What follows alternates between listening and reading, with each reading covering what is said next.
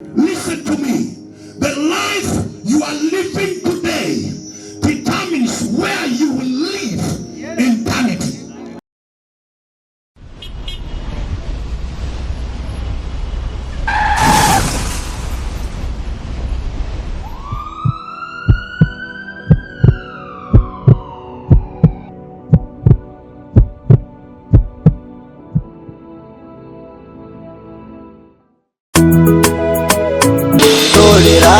Tolera oyo igata lyaku nigatimoka atoligereretie kitogokora akonya gutusabira tonya guseboka.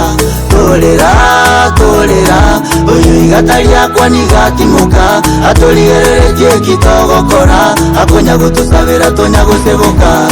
Nikigekogera bali bakure tibalikoirana naine nigo nkwebulia kero bakure inkai bagotia bande bateba nigoro bagotia bande bateba nisengabo bande bateba setisokoro bande bateba no kwiborokoya amakweli na maganga nesabali yoboke manane na makoro agocho tarebanga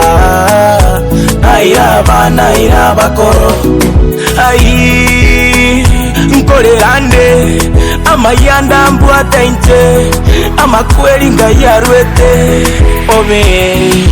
Tolera igata lyaku nigatimoka toligereretie kitogokora akonya gutusabira tonya guseboka. Tolera igata lyakwa nigatimoka toligereretie kitogokora akonya gutusabira tonya guseboka.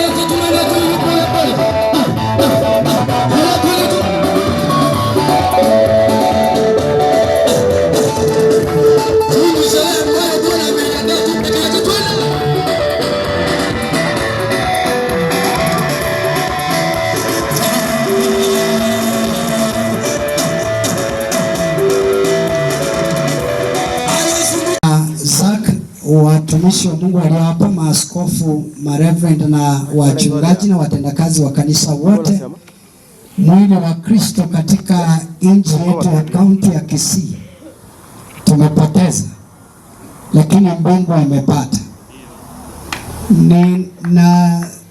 Nataka makofi kama unapiga ni ya Yesu, wewe yapige tu. Pigia Yesu makofi mazuri. Ninataka kumleta mtumishi wa Mungu kwetu ambaye atakasema pamoja nasi. Kisha baadaye, maana program yetu tunataka kuikimbisha sana. Kamati ambayo imehusika na mkutano wa Mungu awabariki. Nataka nimlete mtumishi wa Mungu kwetu aseme pamoja nasi kwa dakika chache. Kisha baadaye nitarudi kuwajulisha hao wengine na hatimaye tutamrudishia mwelekezi wetu program ya siku ya leo. Nataka ufunge macho yako hapo mahali ulipo, maana tunataka tuombe tumpokee mtumishi wa Mungu. Ona ni vema apumzike. Atakayesema pamoja nasi katika kusanyiko hili ni mtumishi wa Mungu, rafiki yangu ambaye nimemwomba kwamba akiwa na neno hilo ambalo Bwana anataka kusema pamoja nasi kwa katika mkutano wa Zaka, aje aseme pamoja nasi.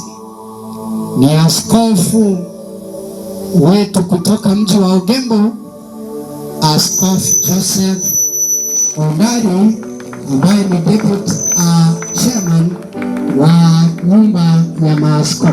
Karibu sana unene na watu wa Mungu. Please, karibu sana. Mungu tuseme. Salimia mwenzako, mwambie kuna tumaini zaidi ya kifo. Mwambie there is a hope beyond the grave. Hallelujah. Tunaweza kuketi kwa jina la Yesu. Amen. Askofu Bishop Julius, Reverend, pamoja na watumishi wa Mungu wote ambao mko pamoja nasi, nachukua nafasi hii kusema pole kwanza kwa sababu ya ndugu yetu Zaka ambaye amemaliza safari na mwendo wake katika dunia. Wazazi wake, dada zake, ndugu zake, naomba kwamba Mungu wa amani awatie faraja, awape nguvu ambayo itaweza kuwapatia matumaini ya kwamba zaidi ya Zaka kupumzika na kuondoka duniani, there is a day, one morning tutakutana pamoja naye tukiwa tunasherehekea kuja kwake Kristo Yesu mara ya pili na wateule wa Mungu, tunapoenda kupumzika katika mji ule. Kristo alisema kitabu cha Yohana 14 ya kwamba msifadhaike ndani ya mioyo yenu, mumwamini Mungu nami mniamini, maana katika nyumba ya Baba kuna makao mengi. So hayo makao Kristo ameyashughulikia. Mhubiri mmoja alisema mambo haya, akasema kwamba wakati Yesu alienda kuandaa makao, akimaliza kuandaa makao yako, he hands over the key to your angel, na malaika wako anachukua kifunguo, kwa sababu makao yako yamekuwa tayari, unakujiwa, alafu unaenda mahali pako kwa sababu kumeandaliwa. Naomba ya kwako isiisha haraka, iendelee kupai time ili ukaweze kuishi miaka kidogo ukiendelea kumtumikia Bwana. Amen. So ni kama ya Zaka ilikuwa imekamilika na amekujiwa. Tunashukuru Mungu kwa hayo yote. We give God all the glory. I just want to share with us neno ambalo nimelipa kichwa, holding on to Jesus is our hope beyond the grave. Holding on to Jesus is our hope beyond the grave. I can read this verse, kitabu cha John chapter 11 and verse 25 and 26. Biblia inasema ya kwamba I am the resurrection and the life. The one who believes in me will live even though they die. I have the resurrection and the life. And the one who believes in me will live even though they die. Death is something very painful when it happens katika maisha ya watu. Siku moja Yesu akiwa duniani amefanya mambo mengi mazuri. Wanafunzi wake wamefurahia kuwa pamoja naye. Amekula pamoja na wao, ameponya wagonjwa wao, amefanya kazi nzuri ya kupendeza. And everybody ambao walikuja karibu na Yesu walifurahia matendo makubwa Yesu aliyafanya. And they felt ya kwamba wangeendelea kuwa pamoja naye. But one day Yesu anaambia wanafunzi wake, nitaondoka na nitaenda kwa Baba. Wanafunzi wakaanza kuonekana wakiwa wamesononeka, wakiwa wameumia, kwa sababu Yesu kuondoka duniani ilikuwa ni sawa na vile Isaka ametoka duniani katika majira haya. It was a painful thing and a painful statement ambao Yesu aliweka kwa wanafunzi wake. Sama wanafunzi wake walijawa na huzuni na wakawa na mawazo ndani yao wakijiuliza, who will give us the bread wakati tutakoswa na mkate? Nani atatusaidia wakati ambapo watu wetu wamekuwa wagonjwa waponywe? Yesu akawaambia msifadhaike, na akawaambia sitawawacha hivyo, nitatuma Roho Mtakatifu ambaye atakuwa comforter wenu. Najua kwamba wakati kifo kinakuja na wakati kifo kimeokaa katika maisha ya mmoja wetu, inakaa ni uchungu na maumivu, lakini Yesu anatuambia yeye ni uzima. Haleluya! Nimekuja kutangaza ya kwamba Yesu ni uzima, na ambaye ni uzima ataleta uzima kwetu sasa na hata uzima unaokuja. Praise the name of the Lord. Wakati Yesu amekuja kwa kina Martha na Mariamu, wakati ambao walikuwa wamepoteza ndugu yao Lazaro, one of the closest friend of Jesus, ilikuwa imeleta uchungu na maumivu kwao, na wakajiuliza kwamba Jesus could have been here, our brother could have not died, but because Jesus was not here, ndugu yetu amekufa. Wakawa na uchungu na maumivu ndani yao kwa sababu Yesu hakukuwa pamoja na wao, but when Jesus came, akakuja akiwa tumaini kwa waliokosa tumaini. Leo nimekuja nitangaze ya kwamba zaidi ya kwamba Isaka hayuko pamoja nasi, Kristo Yesu yuko pamoja nasi, ambaye atatupa tumaini zaidi ya kaburi. We need to hold on to Jesus. Tunahitaji tumshikilie yeye, maana yeye ndiye tumaini na tegemeo letu zaidi ya kifo. Wakati wowote umemwamini na umeshikamana pamoja naye, hata uondoke duniani kama vile Isaki ametoka, kuna tumaini ya uzima wa milele. Bwana Yesu asifiwe. Aisee, kuna tumaini ya uzima wa milele.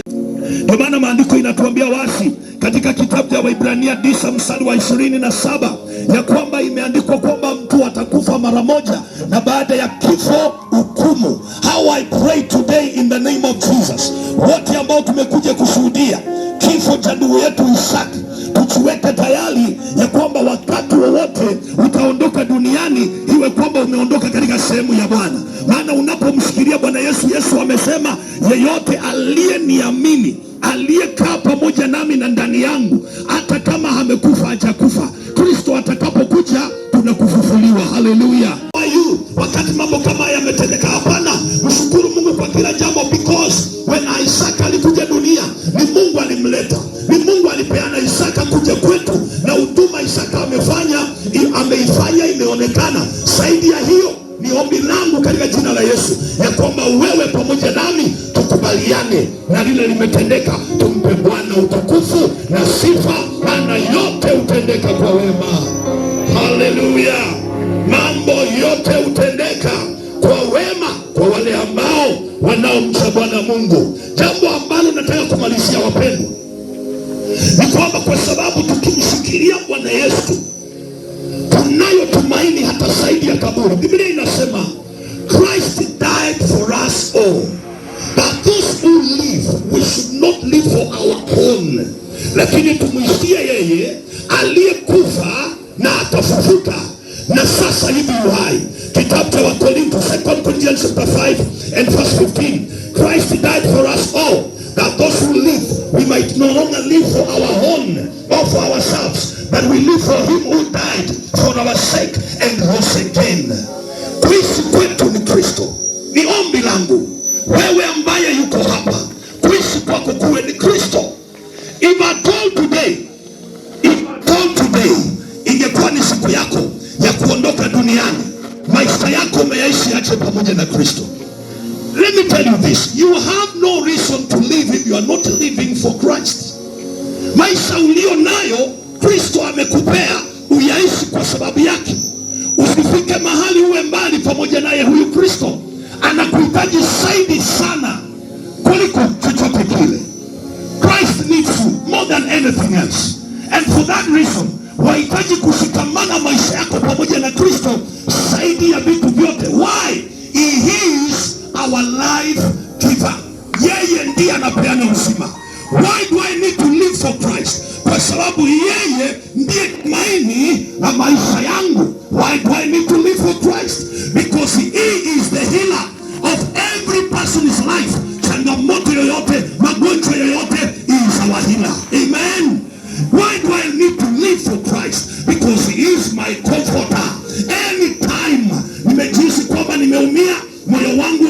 kuteswa sababu ya yale yanatendeka, it will comfort me. I need to live for Christ. Turn to a neighbor, mwambie jirani yangu wahitaji kuishi kwa ajili yake Kristo. Mwambie muishie Kristo. Tumaini la kutiwa moyo wakati changamoto kama hii imetokelezea, na hata kufarijika ndani yake. Wakati unamwishia Yesu Kristo, you can be able to tackle any challenge that faces you.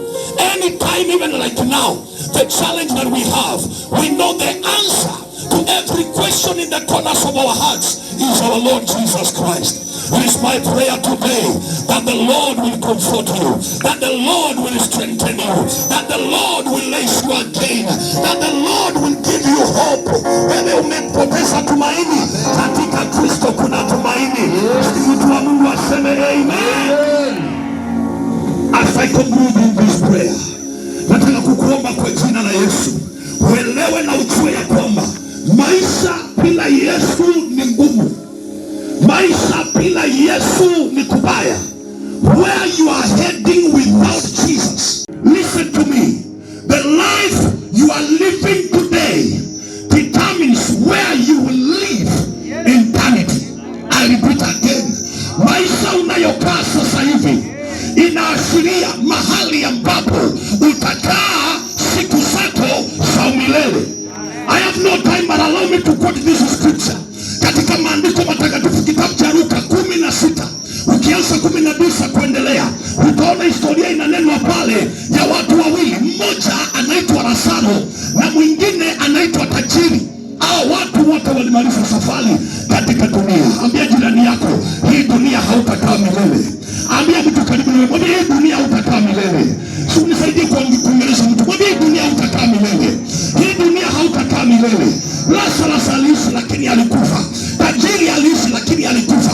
But what makes me, what challenges me, it is the destination of these two people. Mtu mmoja ambaye ni tajiri akamaliza katika moto wa milele, na huyu mwingine anaitwa Lazaro. Hey, anasifiwe. Lazaro akamaliza mahali pa kustarehe, mahali pa kutulishwa, mahali pa amani, mahali pa uzuri na wema wa Bwana. Biblia inasema katika kifua cha Ibrahimu akawa ametulizwa na amepumzika. Lakini Lazaro, lakini tajiri alikuwa wapi? Katika moto wa milele na kusiaga meno na kuumia. How I pray today, na kwamba maisha unayokaa sasa hivi yakusaidie kuweza kupata mazuri ambayo yako mbele. How I pray for you that you make a decision today. Na kama Yesu ameenda kutuandalia makao, hayo makao si ya ng'ombe, mbuzi na kondoo. Hayo makao si ya mbwa pamoja na wanyama. Hayo makao yameenda kuandaliwa is because of you and me. That's why Jesus said, ufalme ule umeandaliwa kwa ajili ya wateule, na kuzimu na shetani ameandaliwa jehanamu na malaika zake. Can you turn to a neighbor and mwambie, you are not that, but you are a child of God. And because you are a child of God today, I beg you, my brother, my sister, this maisha ya kumpendeza Bwana na tembea pamoja naye Mungu, connect your life together with Jesus. If at all you die today, you are not dying going to hell, but you are dying going to heaven. Hallelujah. Tena itoke kwa njia yangu, kwa jina la Yesu. Somebody shout amen. Tunatangaza watu watakao safiri na magari kutoka hapa kwenda Western. You are safe. You are safe. Iwe kuna kitu kimetendeka katika ulimwengu wa kiroho kinyume na maisha yenu katika safari, ninasimama kama upako wa mafuta wa Mungu. Ninatangaza mbingu isikie na dunia iandike ya kwamba wateule wa Mungu watasafiri salama, watafika salama. Maroho ya kifo ya mapema chini ya miguu yetu katika jina. Wewe uliye hapa unasema kweli, mchungaji, I need this life giver Jesus Christ to have, apate nafasi ndani ya moyo wangu ili nami niishi ndani yake na tumaini la uzima.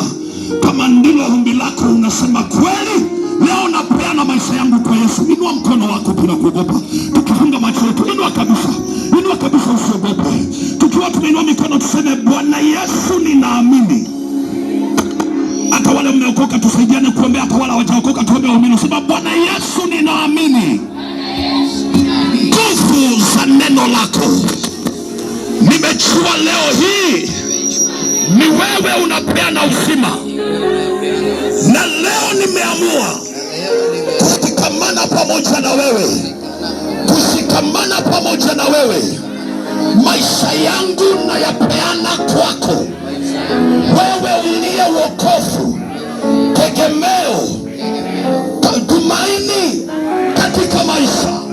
Leo hii okoa nafsi yangu, ondoa jina langu kwa kitabu cha mauti, uliandike kwa kitabu cha uzima. Bwana, nimekupokea, unitawale milele. Kwa jina la Yesu naokoka na kuamini. Wateule wa Mungu tuseme amen. Pigia Yesu makofi mazuri kabisa kabisa. Simama hivyo tu, simama hivyo tu. Familia Mungu nayo imeleta wokovu kwa mioyo yetu. Mimi naitwa Daktari Lista Nyamasege. Naomba mama yangu akuje hapa na kijana yangu kurepresent familia zetu. Naomba Zami kuje hapa, mwalimu. Naomba madaktari wa OCU so that tukiongea tunamaliza na angaza. Sasa zote kwa kazi.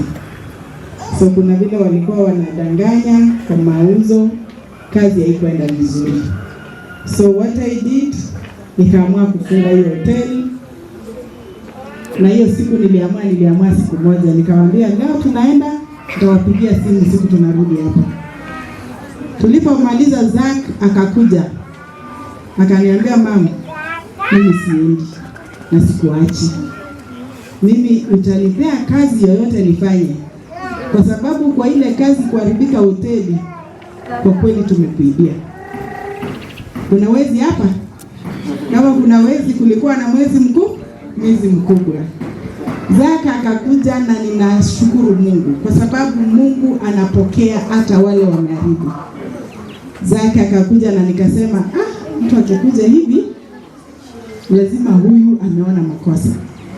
Nikampatia, akaniambia chochote kile utaniambia, na sikuwa na kazi nyingine tena. Alikuja akakatalia kwangu. Huyu ni kijana wangu, alikuwa by then mdogo sana. Alikuwa hata class 6, sijui 7 ama 8. Akasema nitalea hawa vijana wako kwa sababu nirudishe ile pesa nimeiba. Nikaangalia nikasema hapana, niko na maid. So nikakuja nikauliza security hapo, nikamwambia kama kuna kazi, wakampatia. So Zaka akawa anakuja akiniambia mam, mimi nataka mwelekeo kwa maisha yangu. Nikamwambia mwelekeo nitakupatia ni Yesu. Na kwa kweli Zaka alipata mwelekeo, akaingia kwa kanisa mbalimbali. Anakuja tu ananiambia leo nilikuwa hapa, leo nilikuwa ngapia pale, utasikia umetulia hapo uende pale. So Zaka akakaa na sisi kama familia. Hawa watoto wanamjua kama ndugu yao. Sio Kisii, sio Nairobi. Kisumu tulikuwa pale. Na tukikaa na Zaka, ni mtoto mwenye ako very flexible. Ana fit everywhere. Mama yangu wako hapa. Nikafika mahali nikamwambia Zaka, ni nini sasa unaweza fanya? Kazi ya security ulishindwa. Kaniambia nitajaribu hata ya boma. Kasema sawa, nenda kaa na mama. Mwezi moja nikaona hapana, bado hajapata mahali anatulia. So katoka akakuja akaniambia mam, wacha sasa nifanye driving course. Niko na Zion driving school na sikumlipisha, nikamwambia ndio ufanye. Huyu mtoto alifika class 8, lakini zile vitu amefanya, anajua kuna degree holders hapa hawezi fanya. Kweli ama uongo pastors? Huyu mtoto aliingia driving, ile kizungu iko yote pale, akasoma na akapita mtihani. Hakuna shortcut, alipita nini? Na yeye anaweza nibeba kwa barabara. Nikamwambia, akaniambia acha niende Nairobi sasa. Akaenda Nairobi. Nikafika Nairobi wakati kulikuwa na mgomo. Nikashuka Kangemi. Nikampigia Zaki, nasikia unafanya ride Nairobi. Akaniambia, "Mama, nafanya huko wapi?" Akaniambia kuje, nikamwambia naenda nyumbani lakini magari yako. Akaniambia acha nikuje. Huyu mtoto mwenye class 8 dropout ni mtoto mwenye nilikuwa nimefundisha driving na nikisi hapa, akanipeleka huko na motorbike kwa ujasiri. Niko kwa motorbike nasema tutafika, hatutafika. Lakini tukafika na nikampatia cheki nyingine, nikamwambia peleka mahali fulani. Akapeleka na nikamlipa. Huyo ni Zaki tunaongea juu yake. Akafika pale, akaanza kuambia, akapatana na Angaza director. Angaza Bible Training Institute. Akajiweka pale akasema mimi sasa nataka kusomea Biblia. Na vile Zaka amekufa hapa, huyu mtoto alifanya class 8, akaruka form 4, akafanya diploma in ministry. Huyu ndiye anaitwa Apostle Zaka. Mama ulizaa mtoto na nataka uomboleze kwa wisdom na ushukuru Mungu kwa sababu ameacha legacy yenye itaendelea miaka yote. Zaka akakuwa pastor, akaingia kwa ministry ya ambaye alikuwa anasimamia Angaza. Pale kukawa kuna mambo yanaendelea. Asante mama. Kuna mambo yanaendelea. Zaka akakuja akawaambia story yangu. Akamwambia kuna mama pale Kisii. Ni mwalimu lakini anafanya toka kwa shamba akalima tulete chakula tukule. Na wote wako university sasa. Sasa mimi sikuelewa kwa nini alisema story. Akakuja akaniambia mama, kuna story yako nimepeana mahali lakini usinidharau. Nikapuuza for 1 year, another 1 year. Watoto wanakuja anambia mama, mbona nikikwambia kitu unapuuza? Nikamwambia sasa nimesikia, niambie vile unataka. That is how alieleza story yangu ikatoka Angaza ikaenda America Open Christian University na tukapata doctorate kwa sababu ya community service. So without this man, Mama St. Jude haungeitwa daktari. Without this man, Vincent haungejua Angaza. Without this man, sahihi hatungekuwa na madaktari ambao wako kwa kikundi wanaongelea maneno ya Zaki. Zaki ni mtu ama sio mtu? Ni mshindi ama sio mshindi? Sasa leo tunaomboleza kifo cha ambaye ni Samsoni. Alinyolewa nywele lakini ilipomea akatenda mambo makubwa. So I'm mourning my son and I want to read my tribute. And before I read my tribute for my son Zach, I've mentored him, and even when he's opening the school alikuja, and 3 weeks to his death he came to my office akaniambia mom, I'm sorry, there's also another mistake he did. Na anajua no nonsense woman, anajua huyu ukimkosea no nonsense hawezi kudu. Akarudi tena akaniambia mom, I am sorry, I've come to seek your pardon. Nikamsikiza na nikakubali. Nikamwambia sawa, I will support you where I can. And he told me about the institution, akaniambia board, akaniambia how he wants the support. Na hiyo siku Mama St. Jude nilisupport kwenda roadshow, aliniambia yoyote. And akaniambia ningependa uniruhusu nifanye driving school. Waniambia ndeni ufanye. Wakati umeleta mwanafunzi, niambie nikuapprove and proceed if it can help you grow. That is what we talked. The last time he called me on phone akaniambia ma'am, Pastor Bishop Onsongo is my father. Niambia sasa nimeamua mambo niliomba Mungu. Nimepata mtoto, niko na mke na niko na Zackstar Impact Training College. Sasa nimeambia Mungu kwa hizo baraka zote nimemwomba amenipatia. 2 hours. I didn't know that was the last call I will hear from Zach. And that was after him, before illness. Kanipigia simu ananiambia inajisikii vizuri, akaniambia ni support pesa, nikamsupport Ram Hospital, kapiga scan akaniambia mama okay. So when he was giving me that report kwamba ako salama, hiyo ndio wakati amenipatia a lot of story about his family. Mama Zach told me about your home. Kaniambia vile mnakaa kama wakimbizi. But the Lord is going to settle you. Mungu anaenda kukutuliza mahali. Amen. Na ninajua familia ya Zach haitabaki kwa vile. Our prayers to that family, to see the family shine even without Zach, because Zach has laid the foundation of light in that home. Yeye ndiye alileta Yesu kwa familia yao, na ninajua tunapoenda pale Western, vile Apostle Bishop ambaye alihubiri hapa, ile alifanya ilikuwa order from heaven. And I know mama, as you go home, it is very safe. You are settling home in the name of Jesus. Amen. And nisome tribute. Nawashukuru nyote, the bishops, the pastors, watumishi wote wa Mungu. Hapa ni nyumbani, wazazi wangu mko hapa, marafiki zangu, na wasalimu katika jina la Yesu. Mimi vile nimesimama hivi, natoa shukurani kubwa kwa Dr. Lisa Nyamasege ambaye ni tenant wangu hapo Kisii St. Jude Building. Amekaa kwa muda na namheshimu sana. Wakati walikuwa na Saki, mimi nimejua Saki over 12 years. Akiwa kijana, kifanyia mama kazi, akija ofisi yangu nikimtuma nikukimbia na kimbia.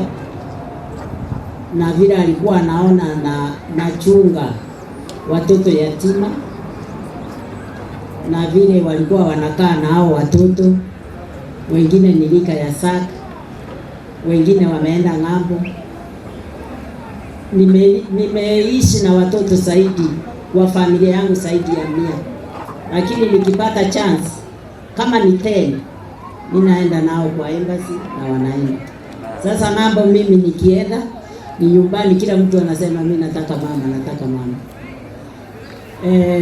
Naomboleza Saki pia, naomboleza kijana yangu ambaye amekufa, tunamtoa kwa mochari.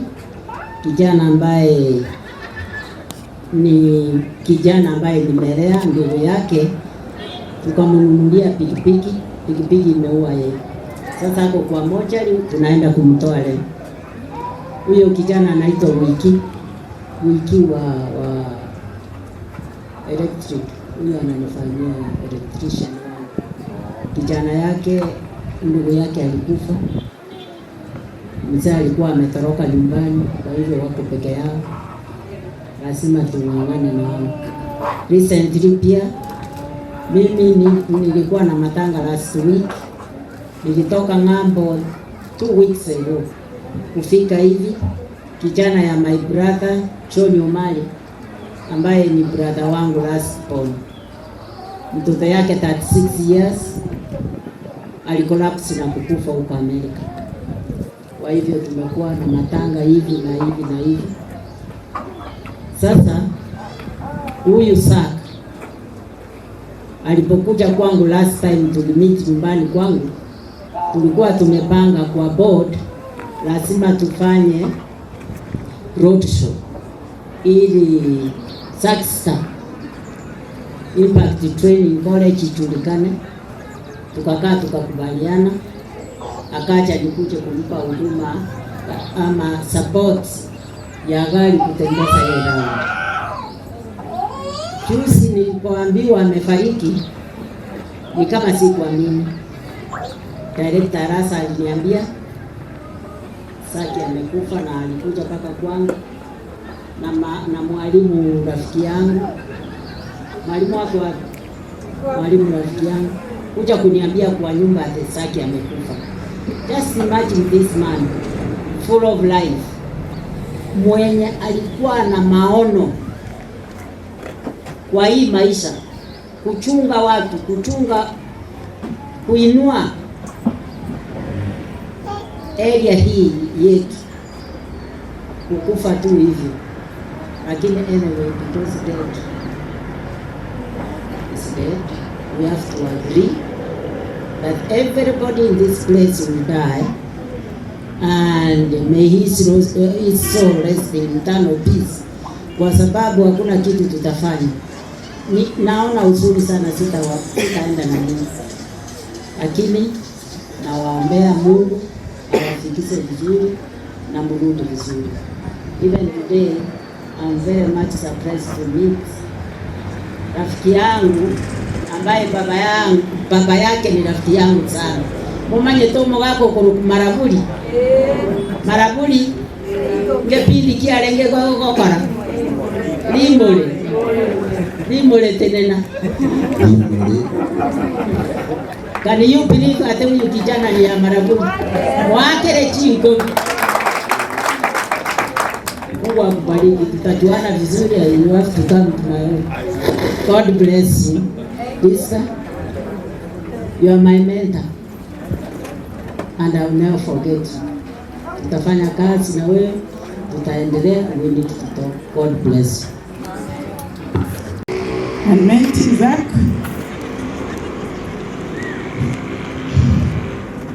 for over 10 years. He joined our nuclear family and business family. Things never remained the same. And against all odds, you've been refined every day. Information and wisdom. I salute you, son, and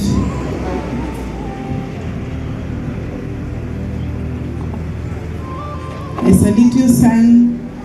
I could be sure of your commitment in any assignment with a trust.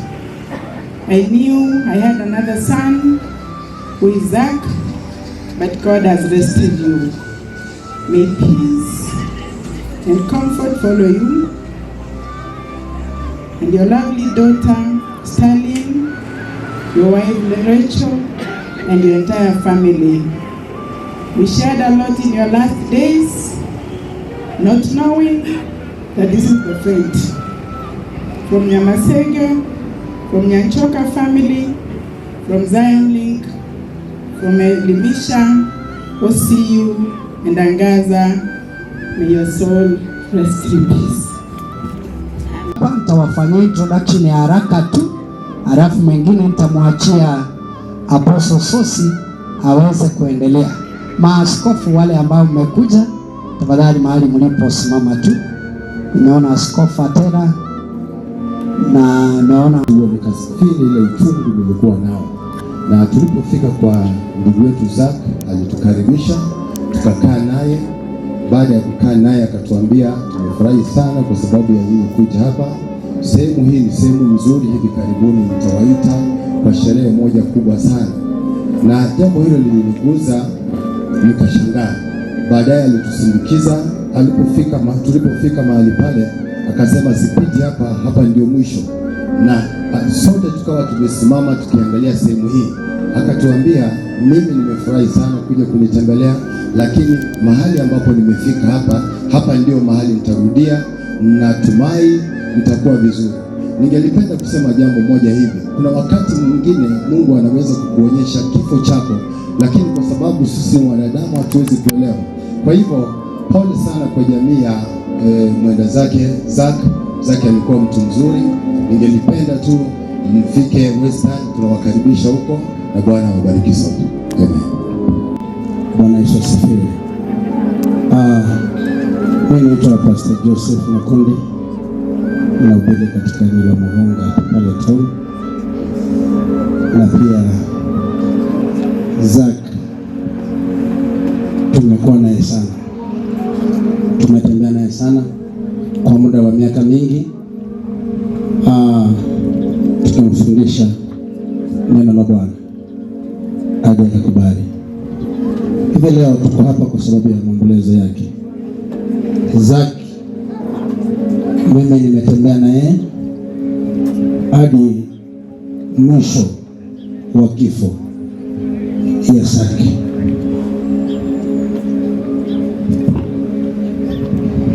Bwana Yesu ambaye tumekuwa naye hapa Kisii kwa muda ambao sio mchache sana, na pia tumeona akikuwa katika huduma. Mimi Zach amejiunga pamoja nami 2018 na tumekaa tukatembea naye kwa miaka miwili mitatu. Tumeshukuru, tuliona maisha yake yakikua na mpaka mahali alikuwa amefika. Tuna mengi sana ya kuzungumza, lakini kwa sababu ya wakati na watu wengine ambao wanazungumza, kusema tu Zach apumzike kwa amani, familia yake ibaki na amani, na iendelee kumshukuru Mungu. Thank you. Tuana kiasi, tukawa na yeye siku kiasi hivi, mwezi wa 6, mwezi wa 7 na mwezi wa 8. mahali ninahudumu Nyamataro Calvary Covenant Church. Kisha baadaye akawa na shughuli zingine nyingi.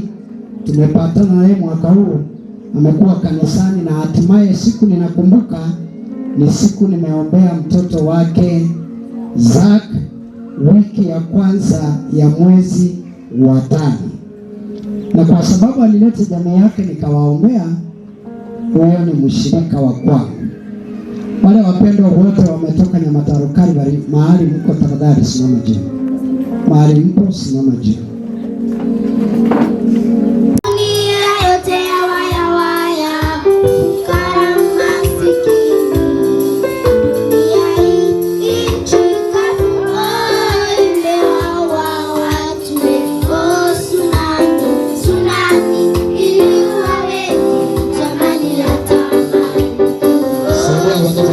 Tsunami iliua wengi, jamani ya tamani. Wapenda wetu watuacha, dunia yaomboleza. Kwa nini tunateseka? Urudi utuchukue. Wapenda wetu watuacha, dunia yaomboleza. Kwa nini tunateseka? Urudi utuchukue. Wapenda wetu watuacha, dunia yaomboleza. Kwa nini tunateseka? Urudi utuchukue. Wapenda wetu watuacha, dunia yaomboleza. Kwa nini tunateseka? Urudi utuchukue. The one other than having a relationship with God. Kama unataka kujifunia, jifunia kwamba unamjua nani. So if this God that we really love and cherish in our lives belongs to the same God of the Apostles Church God, so what is the difference? The difference is, huyu amemaliza kazi yake, matendo yake amemaliza, wewe utafanya nini? Ndio siku ile tutalala Mungu apige makofi mbinguni. Amen. It's biblical ya kwamba mwanadamu ambaye ni mtenda dhambi anapokufa, Mungu anafanya nini? Niko na umati hapa kweli? Mungu anafanya aje? Anakasirika, anasema what is this? Anjana angina kusiba na wana abia hata bugalo zalio. Angina kusimona. Kwa mama wa Kisimu kwa hapa. Yaani wakati mtoto anakutukisha na mwambia na wanyana hata ningelisa avocado watu wakule. Lakini wakati ambaye amefanya mazuri anapolala, Mungu anasema mwanangu umefanya kazi safi. Kuja ufanye nini? Jiulize, will God say thank you my son, well done, and come rest at home? That's the difference. Each I and yourself, mimi na wewe tumepatiwa ruhusa ya kutengeneza maisha yetu, tuyatende yale ambao ni mema, kusudi tutapolala Mungu aseme mwanangu kuja nyumbani upumzike. Amen. Director Peter Murarasa mwenye shule ya Hillfield pia ni mmoja wa kamati ya isoko. I'm among the committee members of this market ambayo inaitwa Gitare Market. Ogola uko wapi? Kama committee mlikuwa hapa Ogola? Unapia ambayo muelewi. This person was very short but alikuwa na akili mrefu kushinda kimo cha mwili wake. Amen. Hello? Yes. Zack alikuwa mfupi wa masomo lakini akili yake ambayo amesaliwa ilikuwa ya imagine mtu ambaye hakufika form 1 anakalisha madoctors ambao wako na PhD. Amen. Amen. Bwana Yesu asifiwe. Mama huko wapi? Huyu mtu ambaye ulimzaa huyu ambaye alipowajia klasini mkasema ni takataka, alipokuja Kisii wakapatana na Mungu akambadilisha, akakuwa na favor na kibali ya kuongea na watu ambao wanamshinda kwa kimo na masomo na pesa pia. Imagine wakati sasa mtu ambaye hana gari anaita mama wa V8. Hello, I want you people to celebrate the love of this children ambaye amelala hapa. Huyu jamaa alikuwa anaita St. Jude ambaye ni millionaire mama kuja na mama anakimbia. Tupigiwe Yesu makofi. Huyu Yesu ambaye alikuwa baba ya huyu kijana, ya huyu director Zak Musina Njimbi, ni Mungu wa ukweli, kwa sababu alimpatia kibali ya kufungua bingu. Amen. Imagine he can authorize the old people. There is a time aliita Kenya mzima na tukakuja. Watumishi huko. What I want to say is we celebrated this God, this Jesus that Zak was serving. Amen. And that's how beautiful it is when you serve the Lord. Amen. So, Zak alikuja kwangu, simjui, lakini walikuwa na mzee mwingine hapa. Wewe mzee simama. Huyu mzee kuja hapa. Na maliza tu story ya Zak alikuja kwangu, si ndio? Hiyo sehemu nimalize. Huyu mzee ambaye ananyenyekea ninapomuita alikuwa mwalimu wangu wa high school, Rio Kino High School, currently a national school. Anafundisha maths, physics from form 1 to form 4. So, yeye ni mtumishi wa wakati alitoka kwa kazi ya serikali aliretire akaingia kuwa pastor. Ni kweli? Yes, reverend. Sasa katika hiyo mbinu wakakutana na Zak, si ndio? Zak alikuwa na mzigo wa kufungua college. Akamwambia baba, natafuta mahali ambapo nitaegemea nijikinje kidogo, niko na maono ya kufungua college. Tutaweza pata mahali niingie tuone kama tutafungua college. Huyu mzee kwani akamwambia niko na mwanafunzi ambaye ninamshinda. Nikimwambia anasema yes sir. Wakaniita tukakunywa chai nikasema yes sir. Zaki akaingia kwangu tukaanza biashara ya shule. Amen. Zaki alikuja kwangu bila kiti, bila nini, everything. Nikamwachia ofisi yangu. Kiti ile ambayo inafunguka. Akaanza kukaa pale, tukaanza kuendeleza maono ya college. Na college imeendelea vizuri. Watu pale kwangu wamepatiwa doctorate. Wale watu wamepatiwa masahada pale na tunashukuru Mungu. Amen. So Zak was a destiny connector. Asante baba. Utakuja wakati wako. Asante. Asante kwa kuniletea baraka kwangu. Hautaseeka na hutaenda haraka hivi. So in brief, that's how Zak came to me. Hivyo ndivyo Zak alikuja kwangu. Nikampokea kama ndugu yangu, nikamwachia funguo zangu za ofisi, anakuja kama mwenyewe. Wewe utaenda mahali ufungulio. Wewe utaenda kwa boma ya mtu ufungulio, wachue ng'ombe na mbuzi wote na mayai chungu. Mungu wa amani awabariki, awapatie upendo wa kuishi vizuri na watu. Amen. Tunapoenda safari Western, mama tumepotea shujaa. Ulimzaa mtoto huyu, wapi yule ndugu yake? Kuja. Sawa? Wewe kaa mzee, uchunge maono ya Zaki. Sawa? Mimi sitaongea tena. Chunga maono na ndoto ya huyu mzee Zaki ambaye amelala mtoto lakini mzee kwa kila kitu. Amen. Mungu wa amani awabariki na awasaidie. Asante sana. As you've heard, I'm Tabitha Mugonji, Chief Principal Kereri Girls. Daktari is my teacher in that school. I can say we've walked our journey with her. Even before she came to Kereri Girls, before I came to Kereri Girls, we were very good friends. So when we came to Kereri, we were more bonded. I knew Zak through her. I know what Zak has done. I know Zak is a son to Daktari, somebody that she has brought up from the tender age until what it is today. So when she informed me about the death of Zak, I couldn't just believe. I was actually very far from here because I knew Zak as a very vibrant person, very active, and there is no any one time I learned about his sickness until the time I was told about his death. It was so devastating. It was hurting. No, Zak is very vibrant. We've worked with Zak for a long time, ever since I knew him. Sometime back he would call me and share with me what he wanted. Sometimes he would ask me to do one or two things for him. It's indeed Zak. Say, pole sana. Pole kwa familia. Pole to the wife, the spouse, the entire family, the parents. Daktari, I want to say pole sana for losing your son. May God give you comfort. May He give you courage during this trying moment as you mourn. And I know that you have a long journey to make.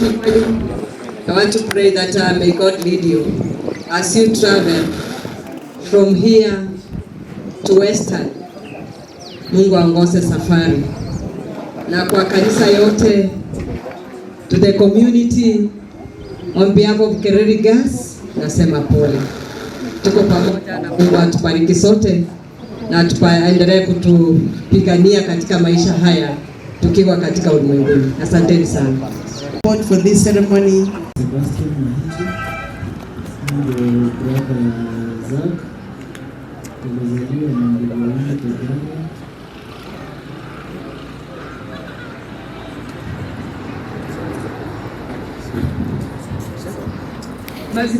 Ulindeka nali ilio bongo. They were substantial. Kanyoranga mboisa ine bugwate gire. That's why I was to be with him. Na kieko garana tebete ngatiambire no mwanzo. So I want to pray to God Tete ko sabasi nyasai. that all of us who are present here Na ndoto hizi tora ensure manyaiga that you have no wax in your brain. ene kianga tobwati oborutu ozo magmuru.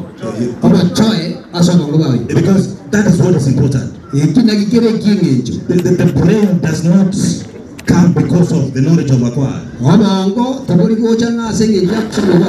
It is the wisdom that is inborn. Praise the living God. Zach was one of them. Saki no mo asaba. As much as we have said he didn't go far, otema ngata jietare. he was in standard 8. Alenge mugarazana sato. He was able to box us and cage us. Lakini na alenge oto korawa monga. Yeah, those of us who have acquired bachelor's degrees, Mtua bange toko kwande gasongi kuna mkwana. he was able to take us over. Na ba alenge kwa korawa monga. Praise the living God. I'm among those fellows. Abaiboli balia. I'm among those fellows Injano ya masa bantu balia. who were taught by whites when they were here. Balia ba orongere kuna bantu baliboli sanguri dabu. Then you can imagine that Saka was able to get here. Ono roche saki na ba nyike tona trendi una banda babara. So Saki was a standard 8. Saki ni alenge gasongi sato. He brought into place Akare tu aseri bagelio. somebody like me who has bachelor's degree in mathematics. Rote pacho na. Oh, that's a permanent person. Praise the living God. Amen. Two, I want to say like this. Tebelia kaberiga. You cannot change what has passed, Togo chinchia ekeriya ipire. but start where you are Kulinda sole no and move. na bono chinchi kere mutu yao. Praise the living God. That is what is important. Ikina kere kingejo. The human mind, the human body, Omuntu bomonto. the human being Omuntu mwanya bantu. has two parts: Na bwata jinse the moibe. soul and the body. Omoika. The soul and the body. So the body must go back to where it came Osma from. bere goikora na sorwete. It came from the soil. Orota sorgira. It must go there. Goikora no. The soul. Torandi mo. The soul goes up. No moikoga enda igoro. So Zach, what we are seeing there is the body. Ode kero chanu mobere. The soul of Zach is not there. Bono moikora toria.